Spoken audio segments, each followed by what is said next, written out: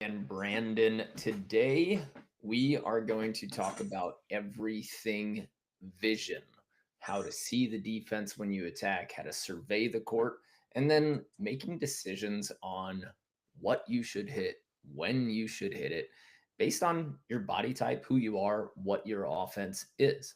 So, we're going to get into that. We're going to have a nice deep conversation. I just created an Instagram post about it. So, I'm super fired up and excited to talk about it.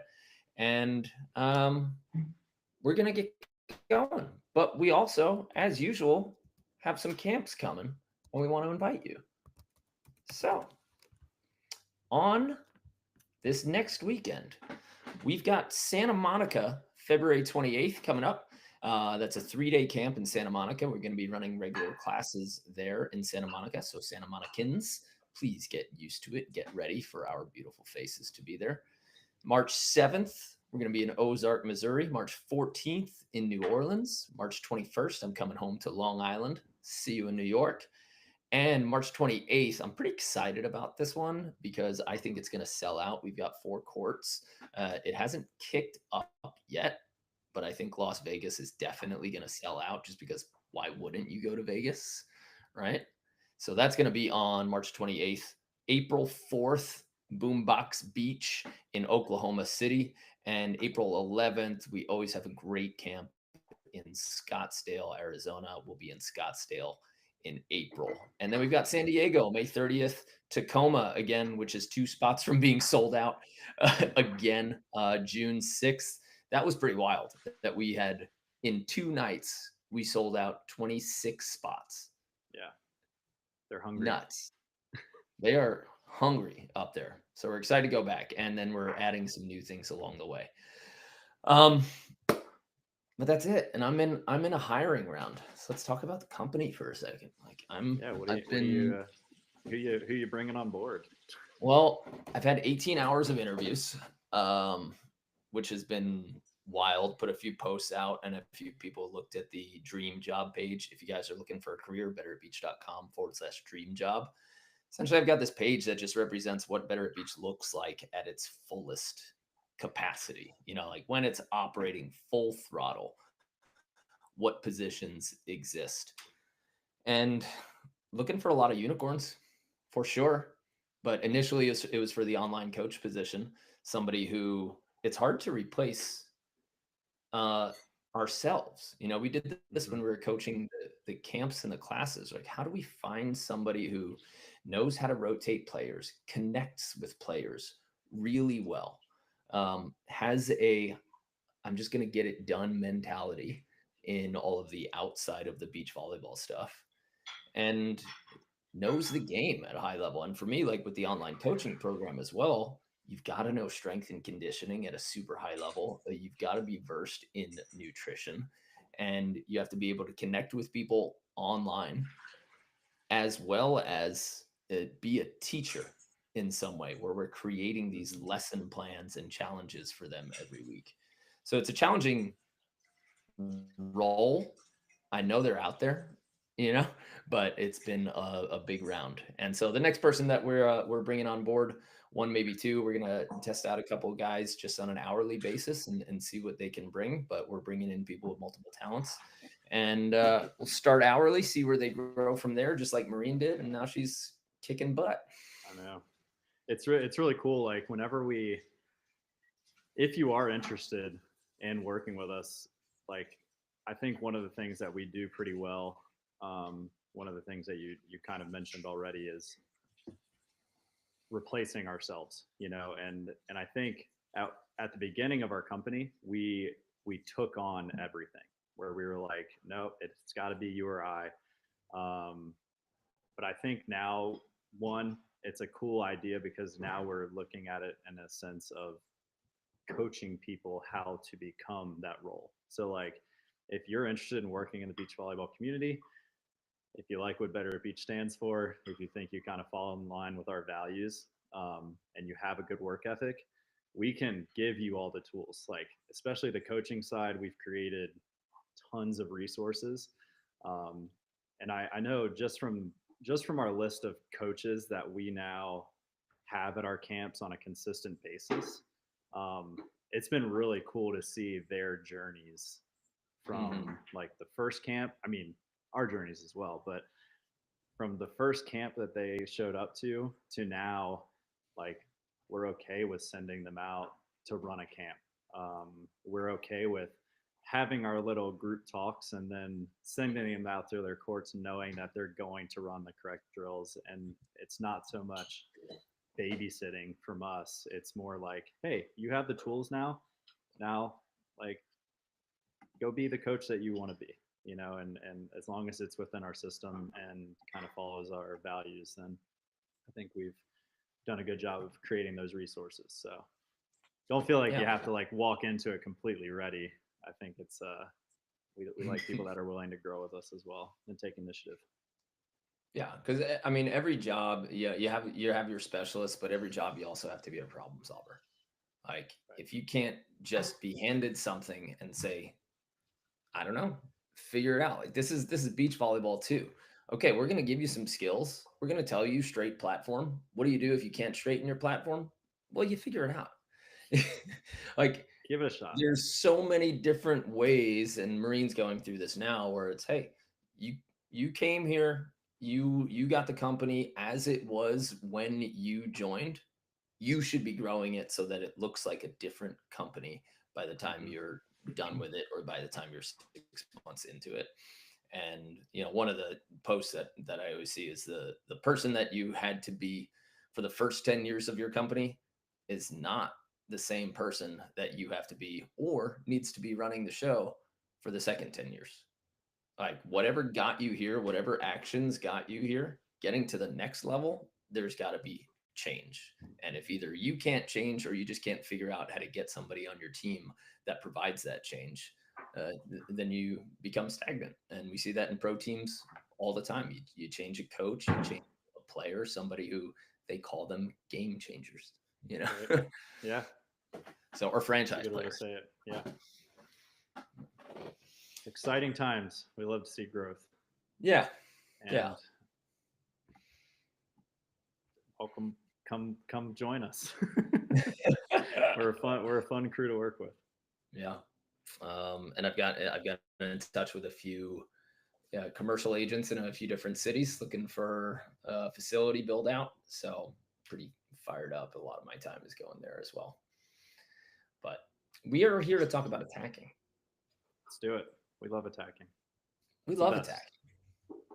BT Dubs, got out with the old guys in the morning. Don't you tempt these listeners too much with you playing volleyball again. Indeed. So I'm undefeated for my last 6 sets of volleyball in Hermosa. I'm not gonna tell you who I played, but undefeated for 6 sets so far. Oh man, I love my early morning crew. It's a pat on the back. Yeah. We love small wins. Kettlebells. Proud of you. Way to get back out in the sand. Thanks, man. Yeah. Okay. So this Instagram post that I have is now it's not going off, but it's going off. People are interested, and it's 9 tips to get better vision and start attacking well. And so we're just going to go through these 9 tips piece by piece, and then just explain them as we go. And my top tip, the first one, was definitely to look faster, and I say take a picture, not a video, right?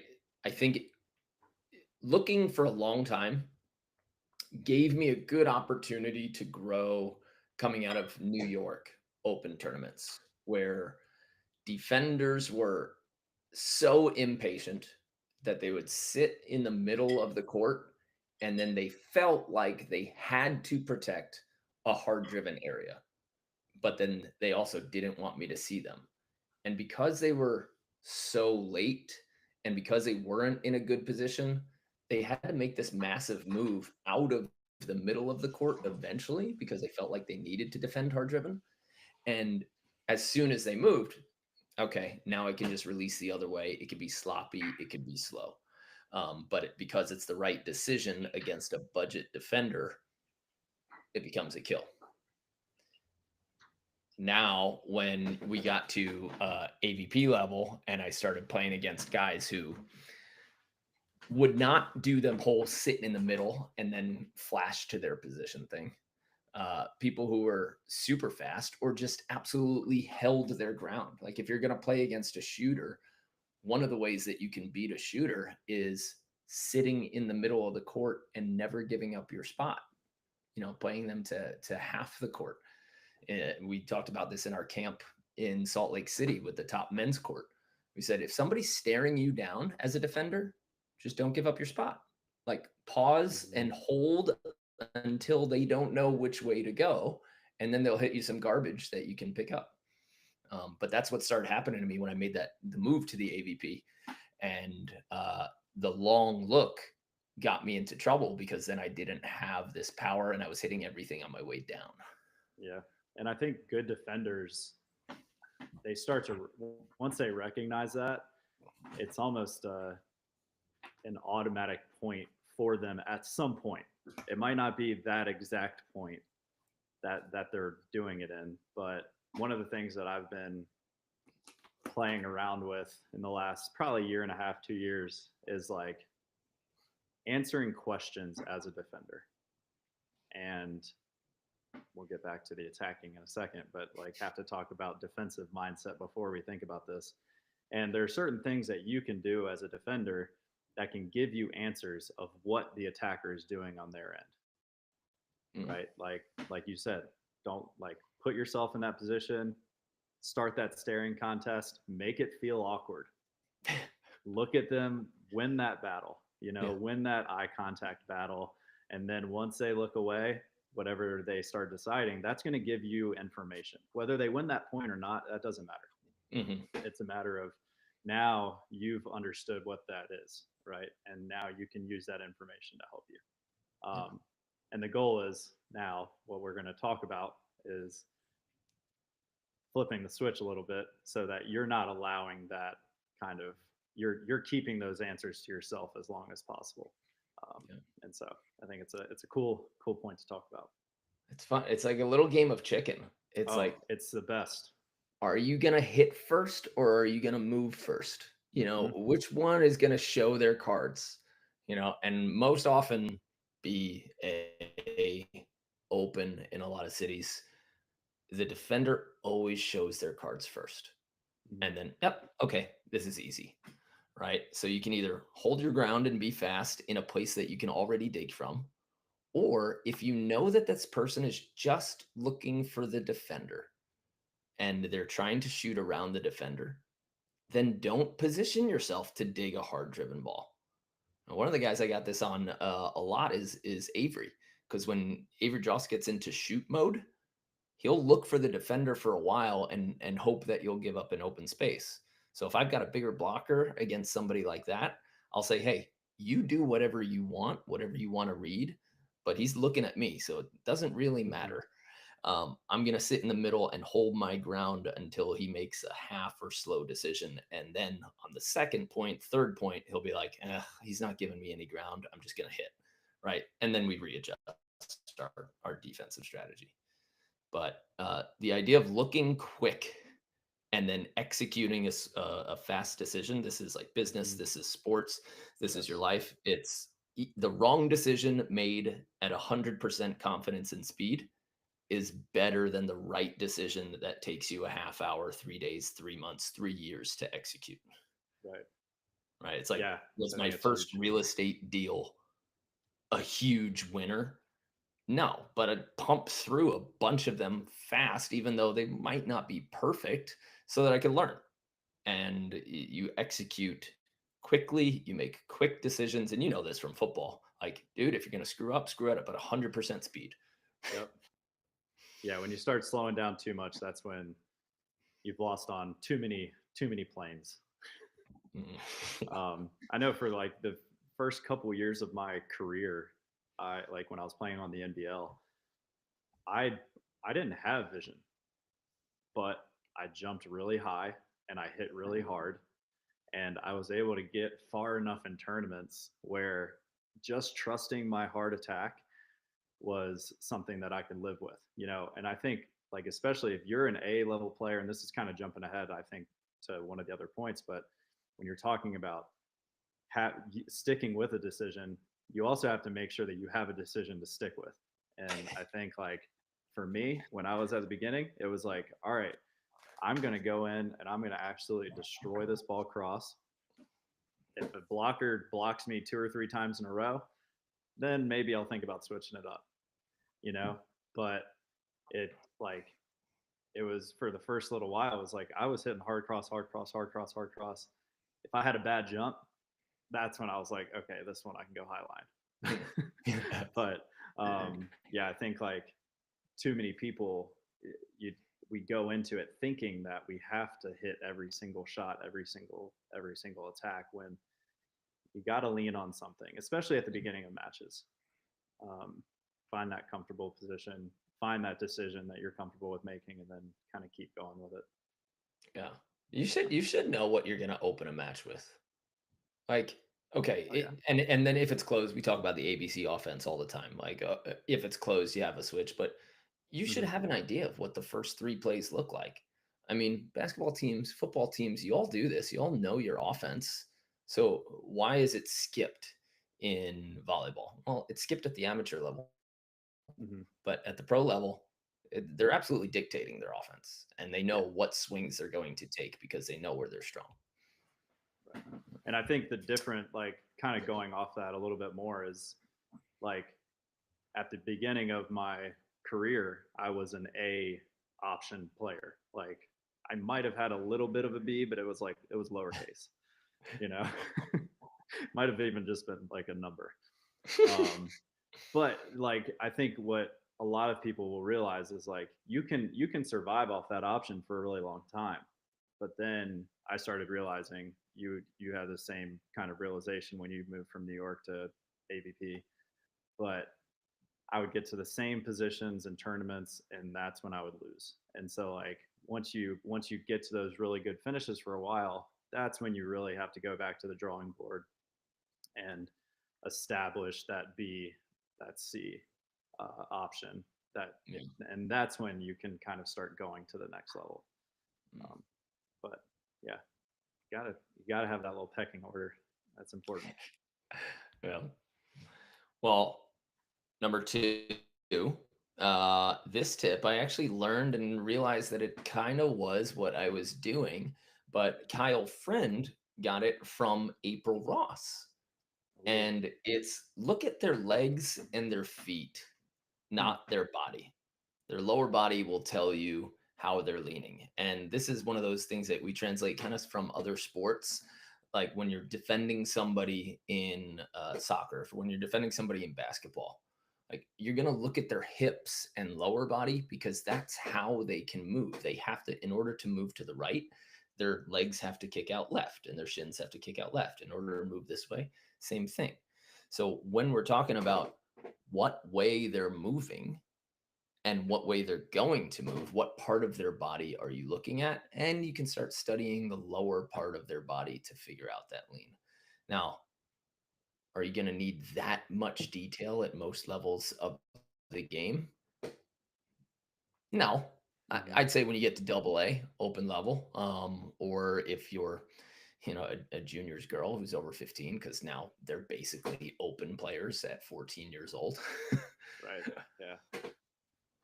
But looking at the feet is not necessarily the feet, but the angle of the legs and which way they're moving can definitely tell you if they can rebalance in one position or not. And so whatever juking they do with their upper body, if their legs haven't gone, they're not going that way, right? And so then the best defenders, they really start learning how to increase the level of their jukes and their fakes. But you can solve that problem when you get to them. Yeah. I think, and I will say, I think this is probably one of the tougher points that is in that post. Hmm. Um, so I think for people who are learning, like this is like a cherry on top key. Like you got everything else, and now you're at the point where you're looking at body parts, you're looking at momentum, you're looking at those things. Um, but when you're starting, like remember this is like you've graduated to Yeah, a couple yeah, different I levels. agree. Worry Yeah. about that later. Yeah. Yeah. But this is one of the things once you do figure it out, like the first person that pops into my mind is like Casey Patterson. You know, like I can imagine Casey Patterson picking up on somebody's movement, and as he's attacking the ball, he's screaming like, "Where are you going?" You know, and that's when like you've really caught your defender off. Yeah. Good old Casey. Yeah, I miss watching him play. I know. But he's still around. It's cool to see him. He was really a big part of the league and brought a lot of personality to a lot of those events, which was really cool to see. Yeah, I mean, between him and Troy, they should be, future voices Oh, yeah. of the AVP. Like 100%. they're both. I'm not like I don't mean mascot in an insulting way, but like I think mascots are cool, especially the cool ones. Right. So you have Troy Field and you have Casey Patterson, just like going around getting everybody involved the way Geeter would with like Mhm. high fives and connecting with the audience. That's Oh, they yeah. could easily be the voice mascots of the AVP. There's a lot of charisma between those two. That's for sure. Yeah. Okay. I'll kind of move us on to the third one. That's cool. Let's do it. I think this is something that I've had a lot of fun teaching, which is you have to look twice. Okay. And so once right after you pass, and the first thing that you said is like, that's when you take a picture, not a video. And then the second one is just before takeoff. And so the way that I like to explain this is your first look that you have, you're taking that picture. You're not getting all the information on the planet. You don't know whether the person was smiling or not. You can't read the logo. You might be, if you're wearing our shirt, you can read their logo, but if you're wearing a small logo, you're probably not going to be able to read it. And then on takeoff, you're kind of playing that game when you're in a bar where you have two pictures side by side and you're seeing if anything's changed. You know, and that second time that you're looking, you're not necessarily taking a full picture. You're just going to see if that picture has changed. Mm-hmm. You know, and I think that that's a really cool thing, because I think one of the big issues is that people take that second look, almost another way to say it is like they're trying to take a video. They're trying to see the exact same vision that they had before. Whereas if you do that, that's when you're looking too long. That's when you're gonna lose sight of the ball. But I think if you go into it in the sense of like, okay, I passed, have time. Most of us are early on our approach anyway, so giving you something to do before you take your timing step, we're already winning. So we pass. Yeah, it's a good like hesitator. Yeah, it's like, hey, slow down, smell the roses a little bit. Look at the court, and then as you're approaching, you're lifting those arms up to take off. Relook at that court again. Take that second picture, but really you're just trying to see if anything's changed. Yeah. So I like even the first look is just at least my mind is starting to be framed on vision is important. And that's one of those that you can definitely control easily. The first look I think is easier than the second look to weave into your approach because there's nothing else you're doing athletically at the same time. Sure. So at the minimum, it like signals your mind to go, vision's important. Mm-hmm. And then you could weave that in, on the step close, you can weave in the look and then ball after that. But it's just really nice to have this initial way to frame my mind and say, we're going to be looking here. Yeah. I think that's when you're, without even realizing it too, that's when your peripherals start to act. Like if you have that initial concentrated moment of saying, hey, I'm going to look here, then it's a lot easier for you to use your peripherals. Like, I mean, it might be hard to show on podcast or on video right now, but like, even if I'm looking up here right now, I can still see you. Probably looks a little funny on camera, but yeah. And I think that having peripherals, that's still vision. Like, doesn't always have to be you using binoculars looking at something through to find like exact details. Number 4, mine is trust what you see at takeoff and go for it fast. So don't Mhm. hang. It's part of this is the ABC offense. Like, what's your A shot? Go for it. If you jump not knowing what you want to do, then you're going to have to answer a bunch of questions late. And if you're trying to cycle through too many decisions to make, you're going to be slow. You're going to be hitchy.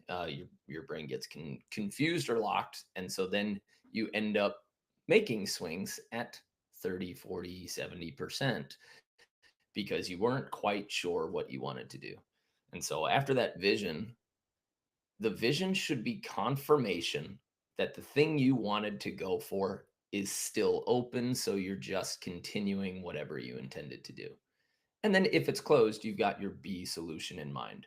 But hanging comes from looking too long and not knowing what you want to do before you start approaching.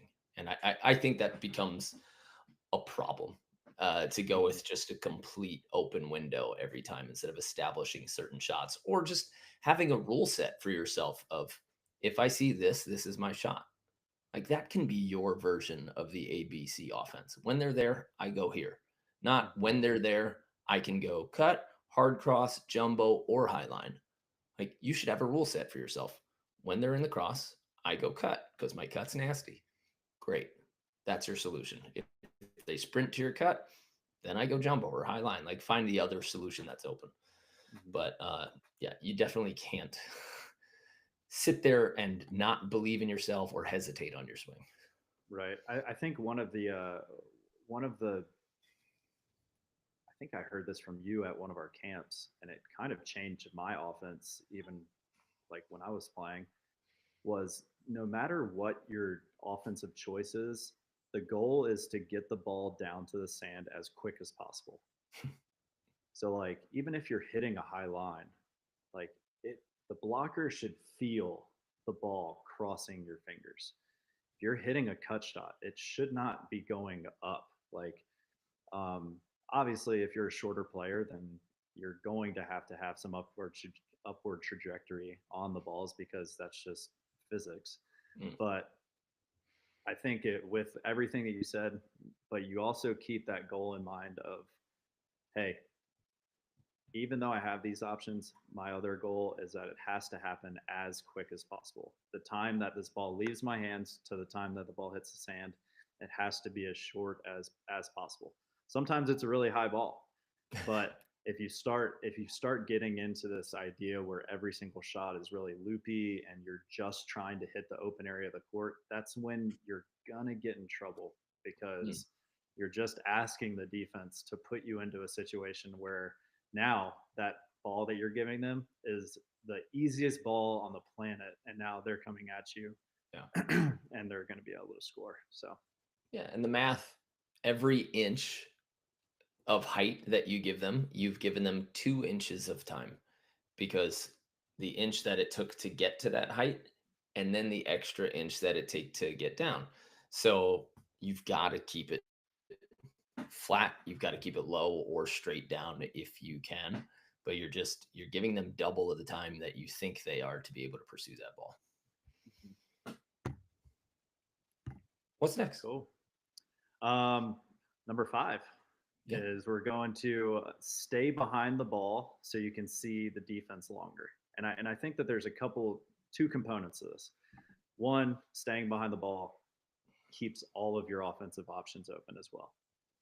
If you're underneath the ball, you're looking straight up at the ball. You're not going to have the power that you need in order to beat a defender sitting in an open area. And two, you're also not just the way that our vision works. If you are not behind the ball, then you're not going to be able to look down and then find that ball for the contact. So making sure I think the biggest problem in beach volleyball is that people are historically early and fast on their Mm, approaches.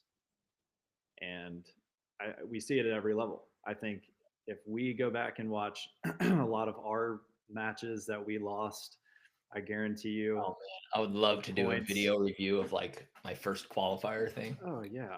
Like I can almost guarantee that a majority of the points that we lost offensively came because we were either underneath the ball too much or we were too early. Hmm. And so fixing that is going to help you with vision automatically. It's going to help your offense. There's a reason that we spend almost an entire day on it at every single one of our camps. It's like that whole day, even though we break it up into sections, it might as well be timing and spacing, hard driven hits, timing and spacing, shot accuracy, timing and spacing with vision. The timing and spacing is super crucial. Yeah. And to do that, you're going to have to jump from slightly behind the ball. Yeah. Like the idea that beach players don't broad jump is just ridiculous. All you have to Mm-hmm. do is watch any pro video, and then you will see that they're translating in the air forward. Is it as big as indoor? No. And that was the initial problem that became like why we coached all this jump straight thing was because, all right, people from indoor were coming and trying to broad jump like 13 feet. It's just not going to happen because the sand's going to push out from under you. So instead, yes, you jump from closer to the ball, but you're still broad jumping on the sand. And in order to have vision and power, you have to be behind the ball. And you get another couple miles per hour if you are jumping through the ball. So there's a time where you're going to jump straight. Sure. There's also a time where you're going to jump backwards, sideways, straight up. But you want to be behind the ball enough so that you're jumping through it. Again, not exaggerated, not huge like it is in indoor. But yes, there is forward broad jump translation. And it's going to change, like depending on the beach that you're on. If you're playing in St. Oh, Pete, true that. Florida, where there's maybe an inch of sand, you're probably going to be playing more like an indoor player. Yep. If you're playing in Hermosa, where it feels like you're playing in quicksand every single day and you question whether you should be playing the sport or not, then you probably are going to want to be jumping more straight up and down. One of the cool things I think JM Plummer does a lot of coaching. One of the coolest like analogies that I've heard him talk about is that you should the two ways that you can think about attacking are being an airplane that takes off slowly and gradually. That's kind of like the indoor type jump, or you Mm-hmm. can be a rocket ship, and a rocket ship obviously goes a little bit more straight up. Beach volleyball is all about experimenting. How we kind of started this whole podcast is talking about, oh, you can't straighten your arms, give it a shot, try something different. And so next time you're at practice, try a couple where you are exaggerated on being that airplane, where it feels like you're broad jumping 3-4 feet, something ridiculous. And then try a couple where you're doing the rocket ship, where you are jumping a little bit more straight up.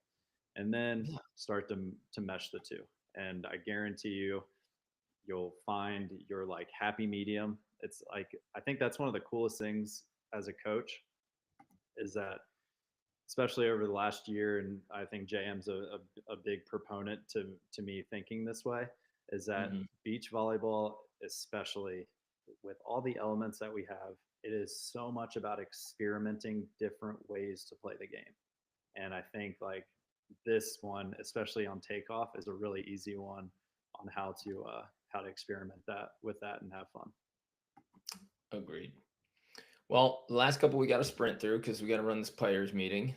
But 6, make the first slow step of your approach on or just after set contact. It's weird, even though as much as we've said it online, it's weird to call this a timing step because it's technically not when you start your approach. The best Mm-hmm. metaphor that I can give is you're not starting to drive when you come out of a stop sign.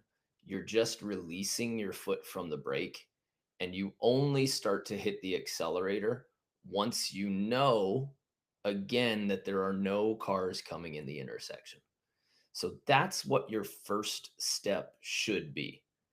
You can release the brake on or just after set contact, and then you only start taking your left step and start an acceleration process once your brain recognizes exactly where that ball is going to land.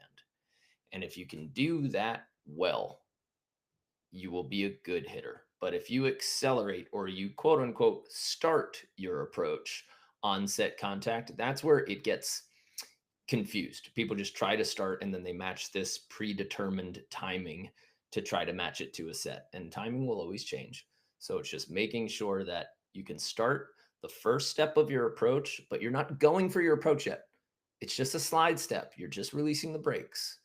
And then after the set gets released, then you can start actually like moving forward and pursuing the ball. But man, that left foot continuing to like letting it ride without you knowing where the ball is going to end up, it's tough to say and to visualize, but when we see it and feel it in person and we break it down in film for our online players, it makes a ton of sense. And everybody who sees it quick. Mhm. Um, Number seven. Yep. And I think this is where we're going. Keep your first two steps small, so you leave space in front of you. We had a really good video with Miles Pertain where the way that he said this, and this kind of piggybacks off the timing step stuff, but giving yourself steps in the tank to catch up to your set. I think that that's brilliantly said. Is we're putting down that first step, we're keeping those steps small so that we have steps that we can use in order to get to the set that is set to us. But if you keep those steps too big, then obviously you're covering too much ground, and now you're making your setter be perfect rather than you being the attacker that's attacking the ball. Yeah, take a 5, 6, 7 step approach. Like, just go for it. I mean, Nick Lucena had like a 17-step approach. Like, he was fine. Right. But yeah, I like the idea of steps in the tank to be able to adjust late. It's important. Here's a big one we see at our camps for especially the B and A players. People who pass to where their setter is, especially this happens when the ball is short. Like when they're taking a ball along the net, they try to send the ball over their right to where their setter is instead of dragging them in front of them. One of the rules that we give everybody is pass 30 degrees off the inside leg. So if you're left side, passing to 1 o'clock. If you're a right side, passing to 11 o'clock instead of where your partner is. Their job is to show up to the right spot. So as a passer, you should not be feeling them. You should just be easy trajectory off the inside leg. Once you want to elevate to the point where you're developing an option offense and feeding your setter a hit on a meatball, okay, you can get to that later. But for now, do not pass to your partner 30 degrees off your inside leg. Their job is to show up, even if they're sitting on the back line. You do the exact same pass. Maybe you just give it to them higher so they have time to get there. Yeah. Biggest pet peeve. The way I've been talking about it is linear offense. I think it makes a lot of sense, and especially if we're talking about vision. When we pass the ball, when we see our setter setting, we should also be able to look past them and see the defense on the other side of the net.